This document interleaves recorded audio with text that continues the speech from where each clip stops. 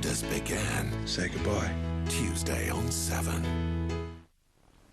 Now Perth's ghost busters and ghost whisperers. They believe ghosts do exist and can be found in many parts of WA.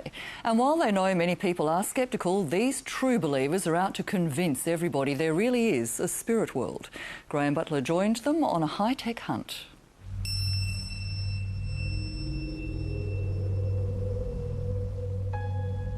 Can be a bit spooky.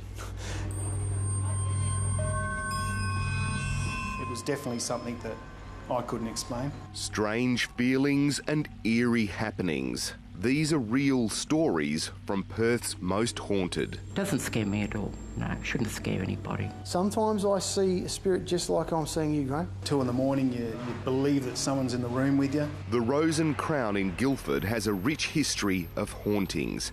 The hotel was built by Thomas Jex back in 1842, and over years, staff and guests have reported an unusual presence in some of the rooms. Nova Vandenbeld from the Rose and Crown says one of the guest rooms is reported to be haunted. We get people, especially in that one room, that get a lot of vibes and have actually said, you know, they felt kind of being touched or things like that also in the room. We've invited ghost whisperer Anthony Grzelka to examine the hotel. This is a ghost. This is a spirit that I'm pretty sure I'm going to see when I get up there, because his energy feels like it's there watching people come up and down, up and down. We'll start in the upstairs room guests say is haunted.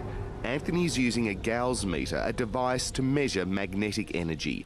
Ghost hunters believe it detects paranormal activity. Hear that? Hear that? That presence is right there, where I've been feeling that energy. You see my arms? Look. It's definitely here. You'll probably find that a lot of people don't like to come into this room, but also they will wake up in the middle of the night and their covers are drawn back and they'll go, gosh, I've kicked off my covers. And I'll get very cold and they'll cover themselves up again. That's this guy. By chance, I bumped into hotel guest Louis Capper. He stayed in the room on a previous visit. We felt it, and I swore I saw shadows or something standing over our bed, the bed up there in the gold room, and yeah, it was just one of those things, you know, that happens to you. And you know, like I said, I'm the skeptic from hell, so there's definitely something here. It's very few that you actually get to see and have that experience. Generally, you hear them or feel them rather than see them. From the upstairs room, we head down into the cellar, now converted into a bar. It was once joined to the Swan River by a tunnel. It was really interesting, Graham, when I came down the stairs as a medium, you feel energy almost immediately, and I felt 2 little characters that were a little bit like Steptoe and Son, you know, 2 grisly-looking little characters, convicts, because there's definitely convict energy, who were almost waiting for someone to fall down the stairs. It might explain what staff saw a few years ago as they sat having a drink after closing time. They both saw a figure kind of walk through the room and then they thought it had gone down into the cellar. So one of them went down one set of stairs, the other went through the other way, and they met in the middle and there was obviously no one there. So yeah, that spooked them out. That was about 2 or 3 years ago.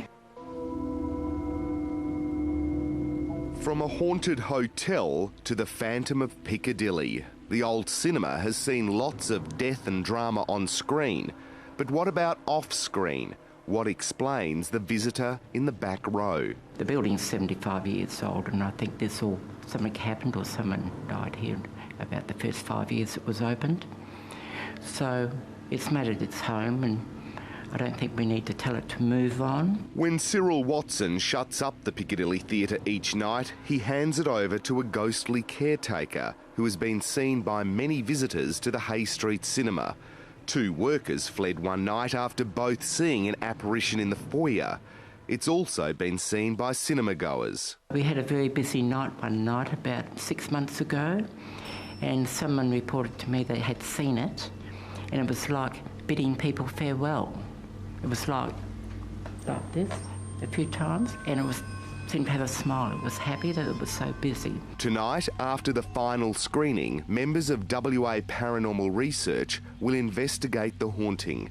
ghost hunter Gary Anderson. We brought a lot of equipment with us tonight. We'll be setting up the DVR unit, which has got a lot of cameras. We can set that up in places where there have been reported sightings. As well as using sensitive recording equipment and voice detection units, psychic clairvoyant Ali Slade will spend time in the theatre to try and get a sense of the ghost. Because they've seen it coming through past here and someone actually greeting them, so we need to see if we can catch something there. Tell us all the hot spots. It's now after midnight and the cinema is actually in total darkness.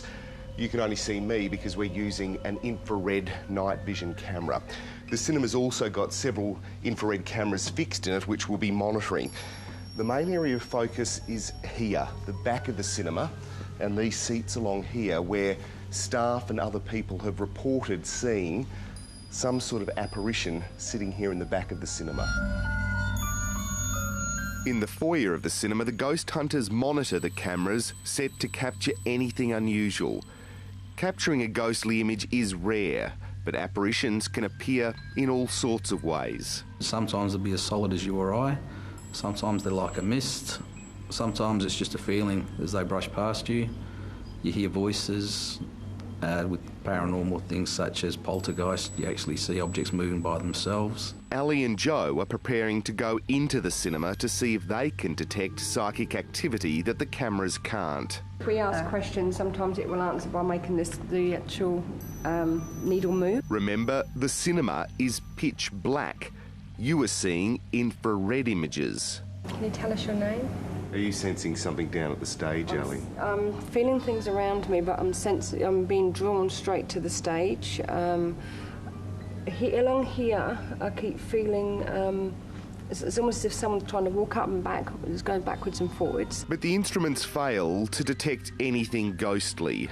Maybe the ghost's seen this movie before. Gary, you've been in with the instruments. What have you found tonight? First glances, we haven't picked up a lot, but it's a case of taking all the gear home, reviewing all the evidence, all the recordings, and see if we can pick anything up from there. I'd say a lot of maybe some of the patrons, when they come in here, they might feel as if someone's sat down by the side of them and might get that sense. While the sceptics might scoff at the suggestion of spooks, there are plenty of people who remain convinced. Are you? They know it's true, they know it's real, I know it's real, and I think if you take the time to stop, listen and feel, you'll feel the same thing and understand it too in the end.